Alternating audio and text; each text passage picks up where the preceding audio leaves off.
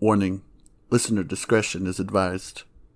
In the news this week, Trump's still a piece of shit, Biden put his dentures in upside down and bit his head off, and Mars is building a wall. Make the universe great again. Stay tuned for more.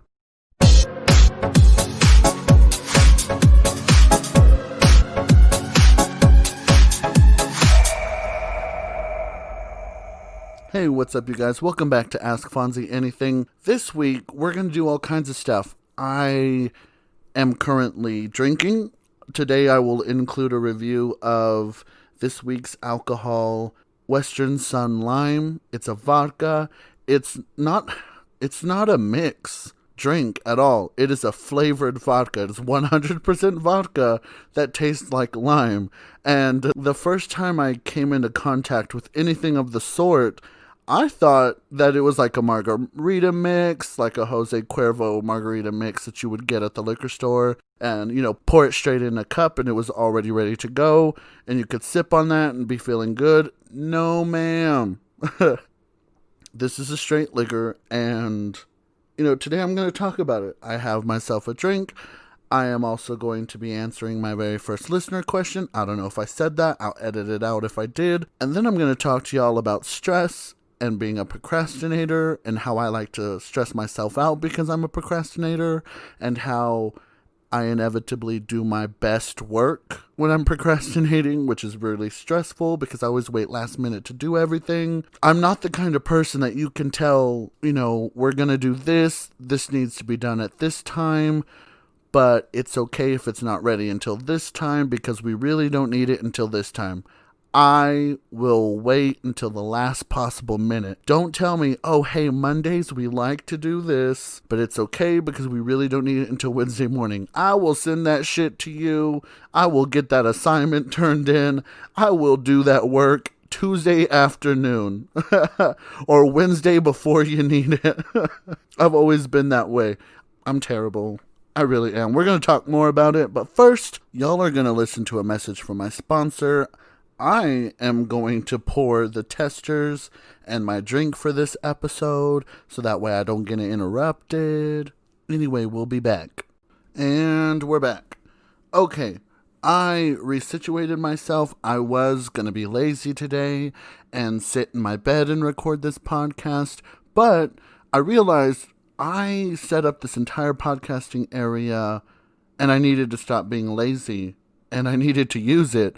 So I put everything together. I put everything on my desk. I got the alcohol bottle. I got a shot ready. I got a mix ready. And we are going to do this shot real quick. And then we are going to get on with the rest of the episode. So I want to talk about Western Sun. They are a company that makes vodkas. And if I'm not mistaken, they make a gin too. I haven't tried it yet. It is distilled here in Texas. This is a Texas-based company. They kind of pride themselves on being a Texas company. They put Texas everywhere on this damn thing. It is a lime-flavored vodka, 30% alcohol per volume. It's 60 proof. The bottle says that the bottle says that the company was established in 2011. So that's pretty cool. It is distilled 10 times through column still. I don't know what the fuck that means or what the difference that makes. I'm an alcoholic, not an aficionado. What I will say is that I do know quality when I taste quality, and I do know a good vodka when I taste a good vodka. I personally am a vodka and whiskey man. You cannot change my mind. I will drink gin every now and again when I'm feeling my oats. But for today, I really wanted to review Western Sun Lime because I don't think a lot of people know about this alcohol, and it's my favorite. I like to come home after a long day and sit and sip on something, and this is my go-to for a while now.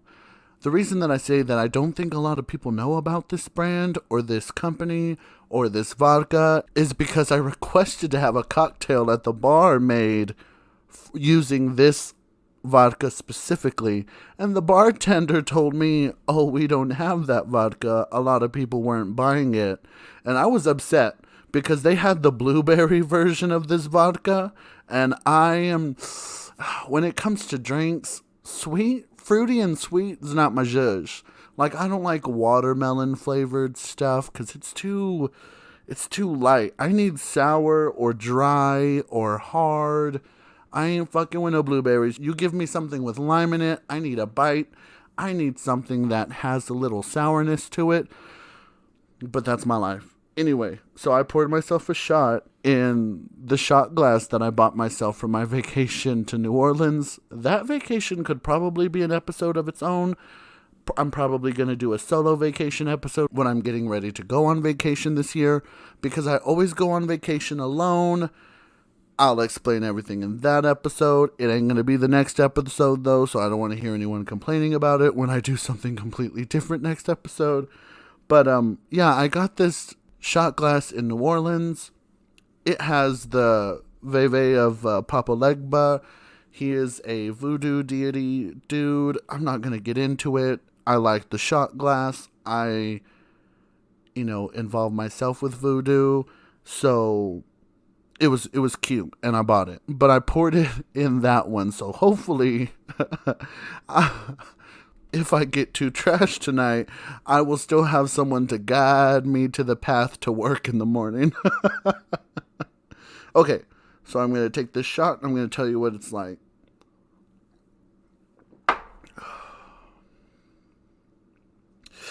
Ooh, that's smooth.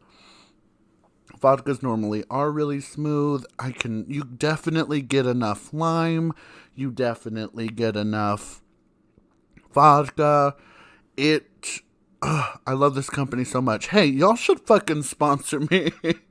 One of these days, this podcast is going to be at like 100,000 listeners, and all of them are going to be alcoholics, and all of them are going to go out and buy this vodka, and it's all going to be because of me. You're welcome. Anyway, this vodka it was very smooth going down, but I'm also an alcoholic, so maybe I don't know the difference. I don't know. I should have had someone that's never drank before take a shot with me too, just in case. Anyway, very smooth, very limey, not too limey.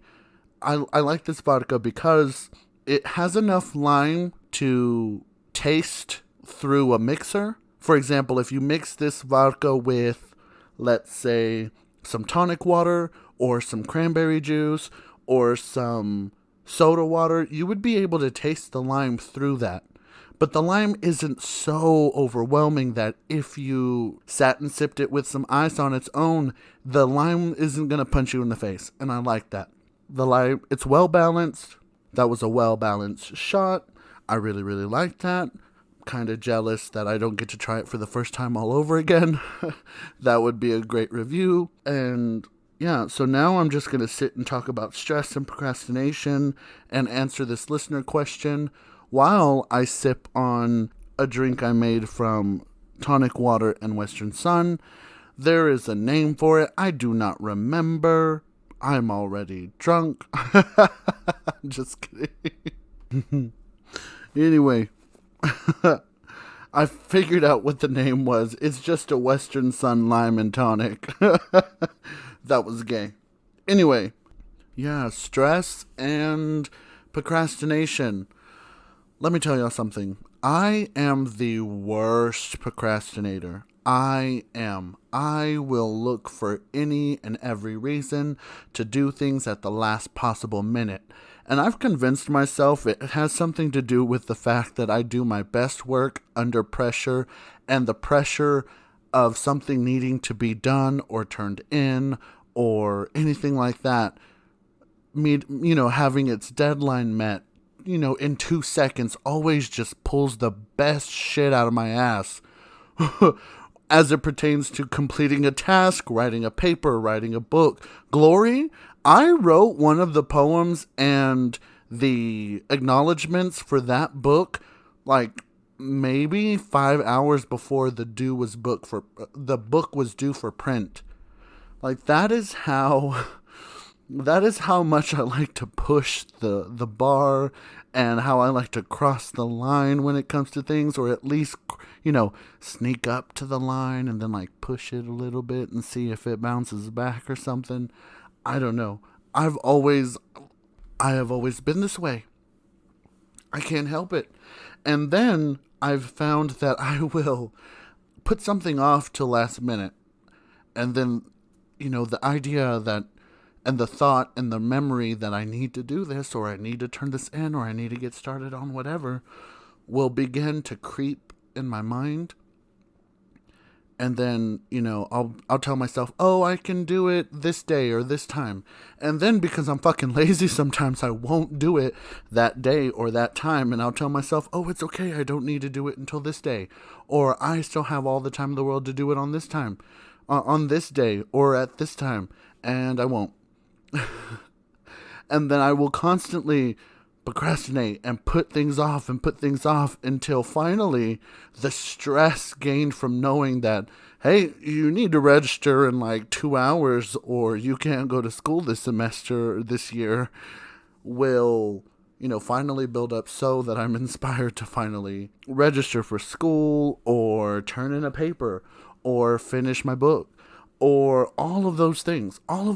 It'll finally, because of the stress that I've self-implemented from procrastinating, finally push me past the bar or the threshold that, will lead me to getting done whatever I need to get done. It's crazy, I know. But I do it all the time. Oh, that's good. That's good. Anyway, so I have a lot going on right now. I am, starting school. Well, today will be my first day of school this year because it's the 24th. Class starts on the 24th, so I have that. I've been procrastinating for the last few months to get registered and books and student aid or, cash paid for classes and all of that other good stuff. I've been putting it off. And I finally got everything lined up to take this semester and this school year, like the day before. The day before I had to get it done or else I couldn't participate in school this year. I've always kind of pushed the bar. I don't know why I am this way. It's kind of self-destructive now that I think about it. I might also be addicted to the rush that I get from, finally having 3 weeks to do this essay, and I put it off until the night before, and I write it in 3 hours before midnight, and then I read through it, press send, and something that gives me that like,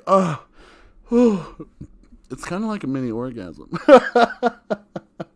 I don't know, maybe I'm addicted to the rush that I put myself through, but I had months to register for school and to get everything lined up for this year because last semester was really weird with coronavirus and everything. And I don't take summer school classes or whatever because that's summer. No, ma'am. I don't care who you are. I ain't doing it. Nerds do that. Anyway, so it was time to register for, this year and this semester. And I kept putting it off and focusing on other things. I'm doing so many things right now, guys. I am, in the process of writing my 3rd and 4th book. I am at least trying to release the 2nd one. I am, getting ready to finish these degrees. I have about 1.5 years left, and I will have 2 bachelor's degrees. And so, all of that, all of the stress that comes with school, just the normal stress that comes with school, on top of, I work 68 hours a week.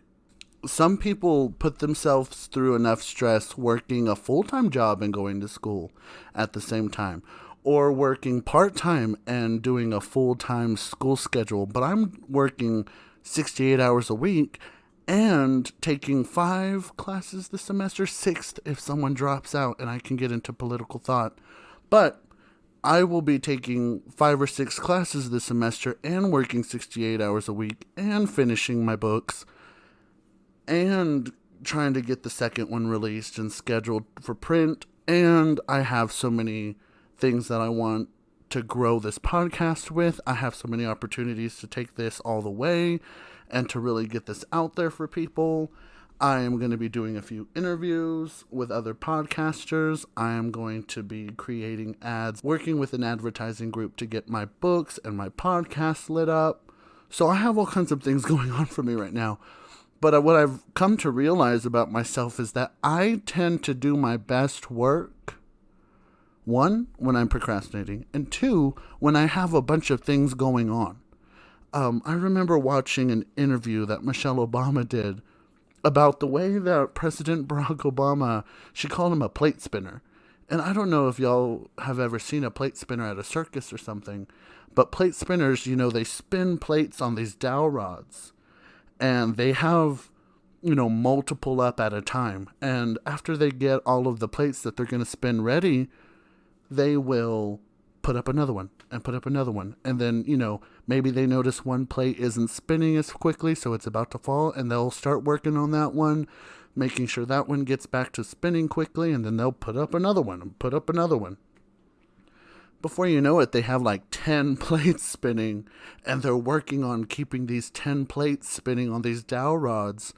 And I have found that analogy makes perfect sense for me, because I do my best work and I derive my energy for things by having multiple things going on.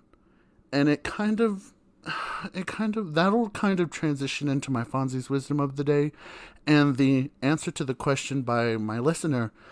I finally got a listener question. I'm going to talk about that later, but the listener asked me what the key to happiness was, or what the root to happiness was, and where we find our origins in happiness as human beings from.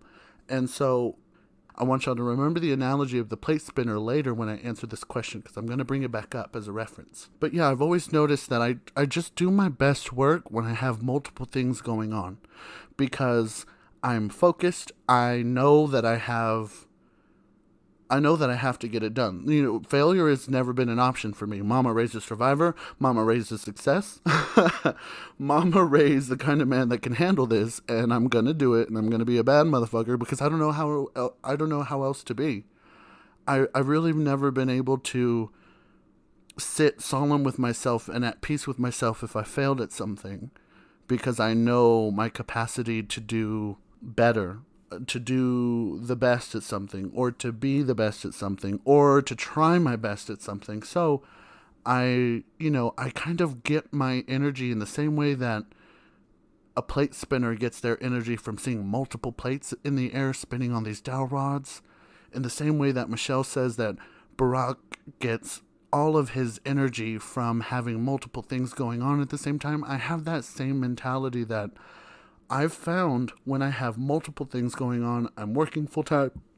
Oh, that was alcohol. Whew.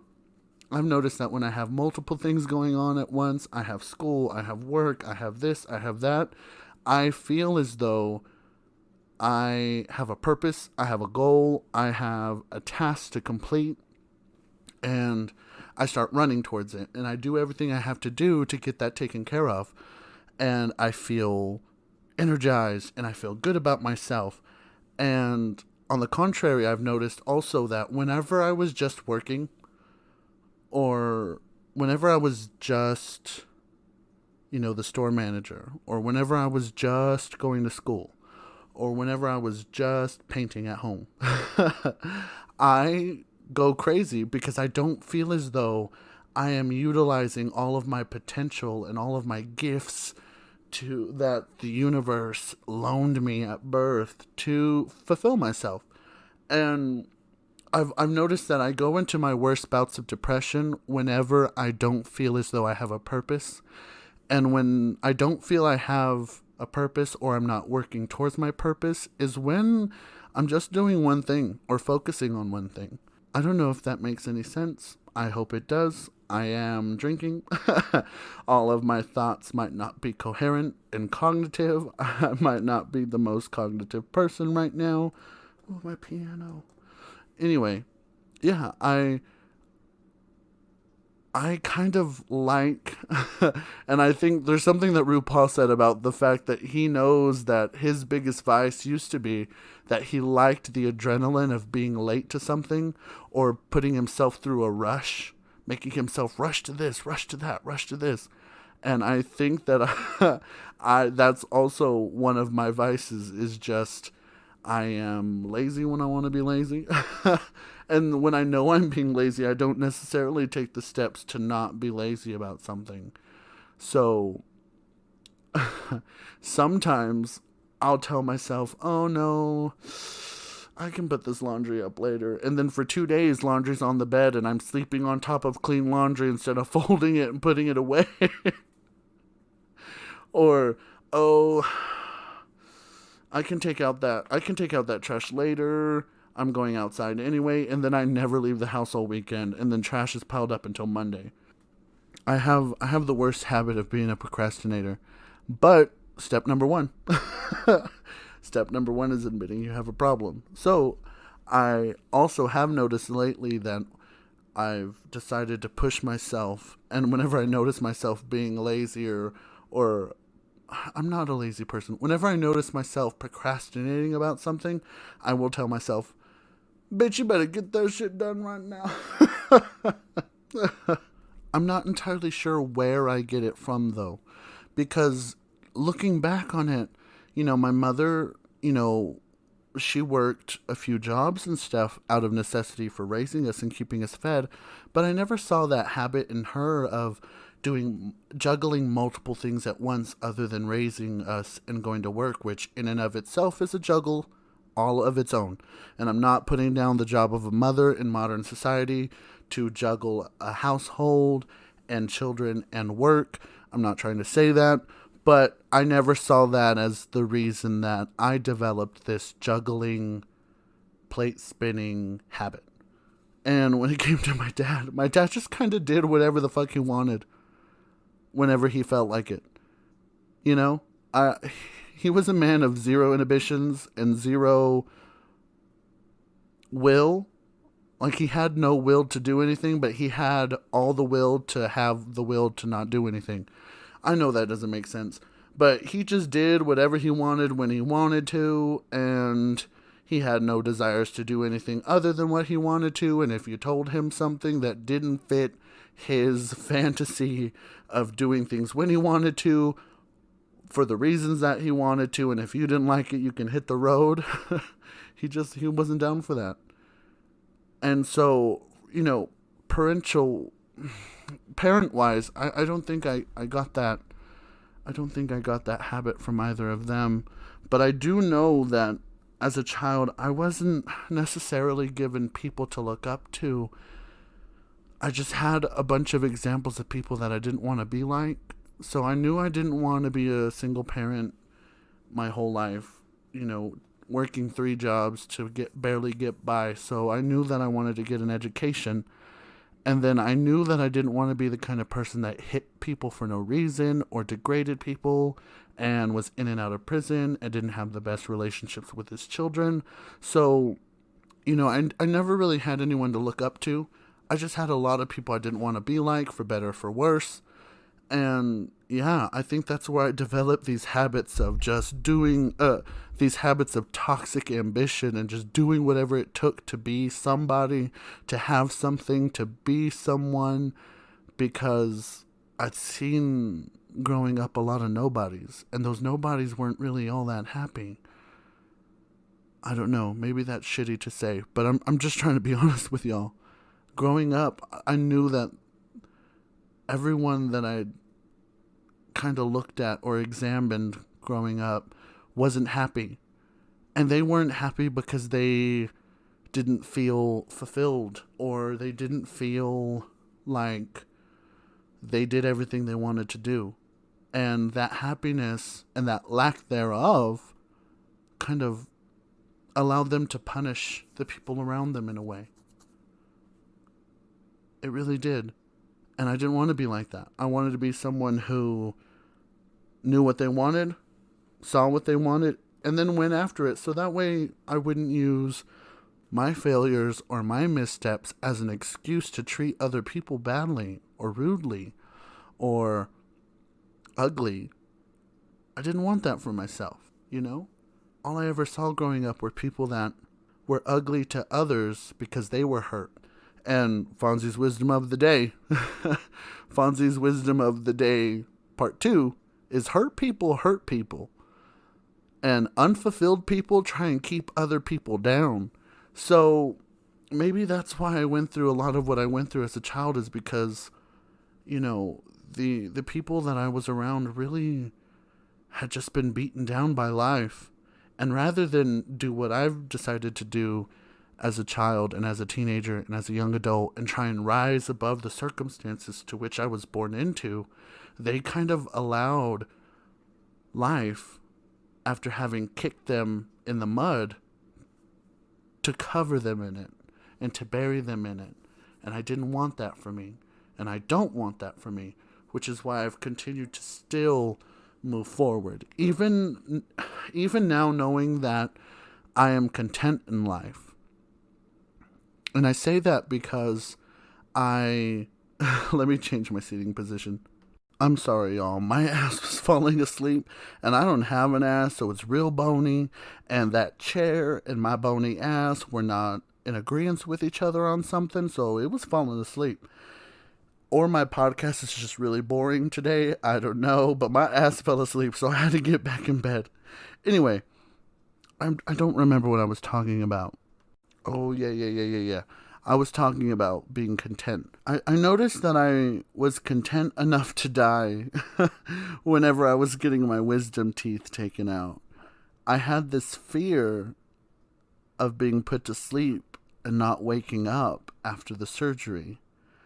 And all of the signs in the stars, all of the feelings in my gut, the gut that I never questioned. I'd had dreams about myself dying. And of course I see now that it was just my irrational fear of being put under the anesthesia. But I had this fear that I wasn't going to wake up. And I'd begin to kind of tell people around me, like, this is what I'm going through right now. And if I don't wake up, XYZ. Like I told one of my coworkers, Perla, if I don't wake up, the butterflies and the ladybugs, that's me. That's me.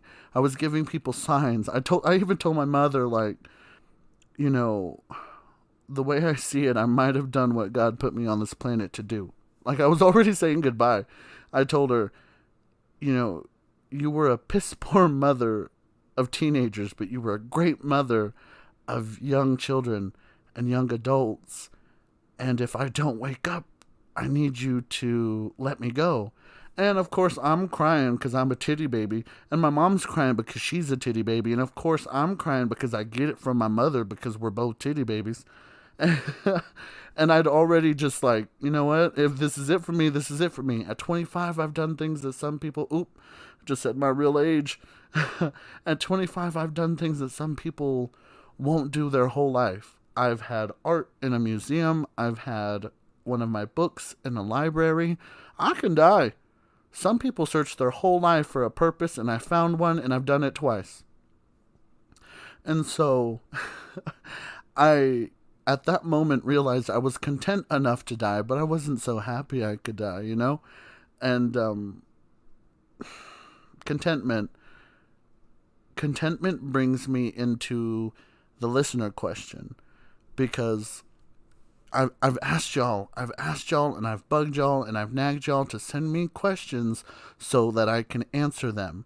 And my very first one is from a listener and Facebook friend of mine who asked me what the secret to happiness was. Are you serious? You couldn't have given me an easy one. You think if I knew the answer to happiness or the secret to happiness that I wouldn't have been depressed all these years and have things to write about? Come on. So they hit me with the hardest question you can ask somebody day one. And that's okay, because I actually do have an answer. And it's an answer that I found searching for the things that gave me happiness and joy. And I found those things when I was getting ready to have my wisdom tooth surgery, because I was convinced that I was not going to wake up. I was convinced that the anesthesia was going to kill me. I was going to have some sort of reaction. My blood pressure was going to spike in some weird freak accident, and I was going to die. They would not be able to resuscitate me, and that was it. I'd be dead at 25. I do not have a fear of death. I have a fear of unfulfillment. So my fear that to that point, if I died at 25, there were so many more things that I could do or could have the opportunity to affect, a change that I could see and foster, or people who probably could have been touched by me or my acts of kindness or whatever. I had a fear that I was not going to be able to continue to make an impact on people. I was dead set that I wasn't waking up from the surgery. And so I looked at my life up until that point, and I found sneeze. Oh, woo. Woo. Sorry, coronavirus. Oh. And I found that I might not have been so happy I could die, but I definitely was content in knowing that if I died, I had a good run. Because at 25, I'd had, my book in a library. I've had art in a museum, the Grace Museum in Abilene, Texas. And I'd, been friends with the people I'd been friends with. I'd been family to the people that I'd been family to. I had touched the people I touched through my book, through my work, through my, me just being the person that I was, a happy little ray of sunshine. And I found contentment in that. And that allowed me to find sustained happiness. And when I say sustained happiness, of course, I've felt happiness before, but I've never been happy. I've never been completely happy. No one really is ever completely 100% happy, because that happiness is never 100% sustained. Not usually, anyway. Now, of course, I was happy when I was with my exes. I was happy when I was achieving things. I was happy when I was, building things, when I was moving towards a goal. But I'd never found sustained happiness because I was never content. I never looked at what I'd had or what I'd done at that moment and said, if this was it for me, and this is all I could do, I could go. I could die happy. This anesthesia could kill me if it wanted to, and that was it. I lived a life at 25. I've done things that some people won't do their whole lives. 25 is good enough for me. I'd never felt that until the day before my surgery, when I really thought about it. And I looked at all the people that I had affected and whose day was made better, whose month was made better, whose maybe life. And I'm not saying this because I think so big of myself. I'm saying this because people have told me that they didn't think they were going to make it through X, Y, or Z because if not for my impact on them. And it's something that I've let, and it's something that even on my worst days when I didn't have the strength to carry my hopes, I made sure I had the strength to carry those words with me. Because if me just being who I was, if me just being kind could help, it could be a rainbow or a light in someone's thunderstorm of a day or a life, that is where I could find my happiness. I had a constant reminder of my purpose. And through that purpose, I eventually found contentment. And contentment is important to achieve because contentment is that to which we find happiness through. Because you cannot find happiness unless you are content. And in order to be truly content, you have to look at your surroundings and your situation, and you have to decide that all of that is fine. All of that is fine. You have to come to terms with that. If you can't come to terms with that, you need to decide and figure out what you're going to do to get there. Because I've said this a million times. Probably more. We don't exist for 3 billion years, 4 billion years. And then we're born. And then if we're lucky, we make it to 75. And then we die and we're dead for far more years than we were ever alive. So you have so many years, if you're lucky, here on this earth to experience everything to which you can experience, and to be as happy as you can be, and content as you can be, and joyful as you can be. And in order to get there, you have to look at where you are right now in this moment and know that you cannot change what has been done. You can only change what goes. You can only change where you go from here. And if you cannot find contentment in where you are right now in this moment, you have to figure out what you're going to do to get there tomorrow. Or the next day. Or the next day. Or a foreseeable time in the future. In the near future. You have to tell yourself, if you don't like the little town you're living in, move. And then do what you got to do to get there. If you don't like the job that you're doing, quit. Find a new job. And if the new job that you want to do you are not qualified for, what do you have to do to become qualified for that job? If you want to be a doctor and you're working at Allsups, you're going to have to go back to school, aren't you? If you want to be a pilot of an airplane, you can't be a pilot of an airplane living in Dimmitt, Texas. And if you want to be president of the United States someday, you're not going to get there living in Hereford, Texas your whole life. And so you have to look at yourself and your current circumstance and say that if I died tomorrow, I would have been okay with this. And if you can't, you have to do whatever it takes to get yourself there.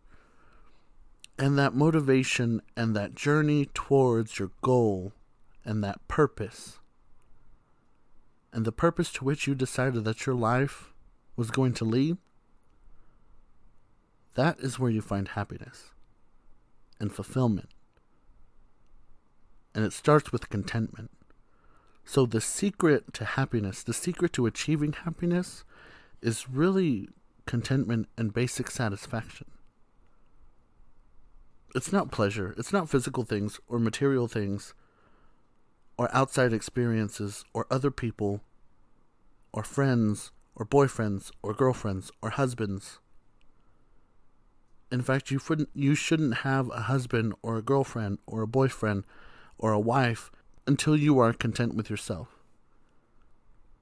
Because what happens when tomorrow you decide that you are going to become content, and that means leaving your wife or husband behind? I've always been a big advocate of not being in a relationship with someone unless you know who you are and what you want. Because if what you want isn't what you have, you're never going to be content. And in order to be happy in a marriage, just like in order to be happy in life, you have to be content. So if your happiness exists somewhere where your spouse isn't or can't be, that marriage isn't going to survive. That relationship isn't going to survive. And I know this firsthand. I know this firsthand because of my last relationship. In summation, because this is getting kind of long. And I really needed to post this episode before I go to sleep. So this is going to be a short episode, but I have something coming for you later this week. I'm going to do another scroll through. I'm going to try another alcohol. This one is very good today. And that's probably why I'm walking in circles around things. Something I promised I wasn't going to do anymore. Too fucking bad. Anyway, in summation, happiness is found through contentment. And in order to be content, you have to look around at your current situation and say that this is enough. And if it isn't enough, you have to do whatever it would take to get to enough.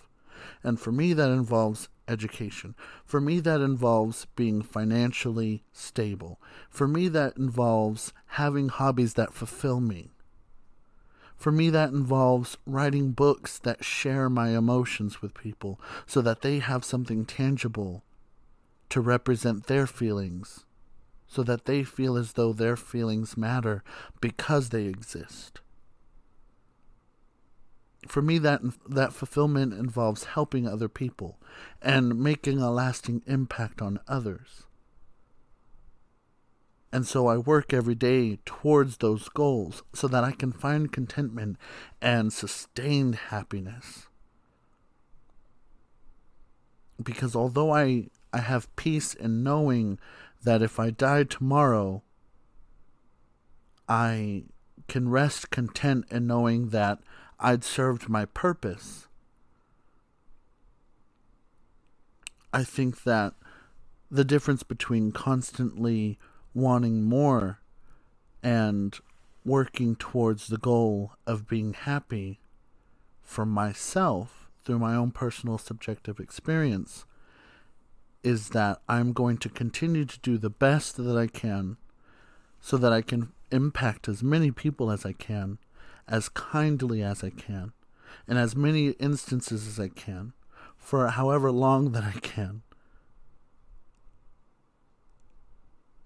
in order to break generational curses of abuse, in order to break generational curses of poverty or failure or perceived unhappiness. That is where I find my purpose in life. And in fulfilling those goals and in spinning those plates, I get the energy to do so. That's what I think anyway. I could probably do an entirely different episode on this because I have enough to talk about. And I don't think that I was as coherent and clear as I should have been, considering I've been drinking. But that's what I got for y'all today. Thank you for sticking around. I just want to mention that Western Sun Lime is a great vodka. I've been filling myself this whole episode, and it's probably taken me 3 hours to record because I've been getting sidetracked and taking little naps and going out and grabbing something to eat, coming back and eating it. It is like 10 p.m. right now on Sunday, 2 hours before this episode is supposed to be posted, and I still have to do editing. So I'm going to cut this bad boy short right here. This is going to be a very short episode. I am going to do a scroll through on Thursday. I'm probably going to record that on Wednesday, get that out for y'all. I want y'all to know that I am starting school today, so y'all wish me luck, because I have 4 or 5 classes. 4 or 5 or 6 classes that I'm doing all at one time this semester, and they're all online, and I hate online classes because there's not a personal connection with the professor, and questions aren't answered as clearly as they can be through spoken direction. Anyway, I have that going on. I work. I have my books, all of those things that cause me stress and to want to procrastinate, which greatly affected me this week trying to get this episode up. It'll probably not even be posted on Monday. I have no idea what's going to go down. I'm going to try and edit this episode as quickly as I can, take a shower, get to bed, put this fucking laundry away because I've been sleeping on it for 3 days. And if I can edit this episode in time, it'll be up Monday morning. If not, y'all will have it Tuesday. It's not like any of y'all are listening to this podcast anyway. Bye. With that being said, we've officially made it to the end of Ask Fonzie Anything. Thank you so much for sticking with me through this entire episode. If you want to hear more, I have tons of episodes posted already, and I'll post new episodes whenever I want. No, but seriously though, usually Mondays, and when the show starts growing, I'll start releasing episodes twice a week or something. If you like the show, it is available almost everywhere podcasts can be heard, including Google Podcasts, Apple Podcasts, and Spotify.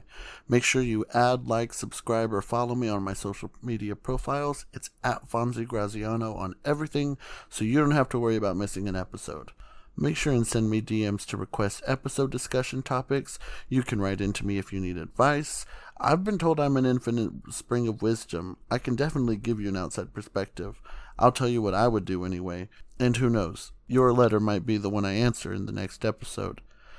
If you like, you can directly support the podcast. There are links in the bio to my Patreon and Anchor Direct. Or you can just buy one of my books, My first book, Glory, is available in print on Amazon.com and Walmart.com. The ebook is available on Kindle, and there is an audiobook available on Amazon, Audible, and iTunes.com, I think, but don't quote me on that. Also, my second book, Raindrops and Other Lullabies, which was originally due for release earlier this year, but it's been pushed back twice due to the coronavirus. It'll definitely be out before the end of the year, though. If you go to my website, not only can you download and read PDF previews of both books, but you can also listen to a sample of the audiobook of Glory, and if you sign up for the newsletter, you'll get an exclusive updates on what I'm working on, and promo codes, and sales, and discount info. And last but not least, I just want to remind y'all to be a rainbow in somebody's cloud, be kind to yourself and others, unless they talk to you crazy, and wash your fucking hands and wear your goddamn mask. I want to go to the bar. We'll get through this together. Thank you for listening. I think you're pretty cool. I don't care what they say about you. Bye.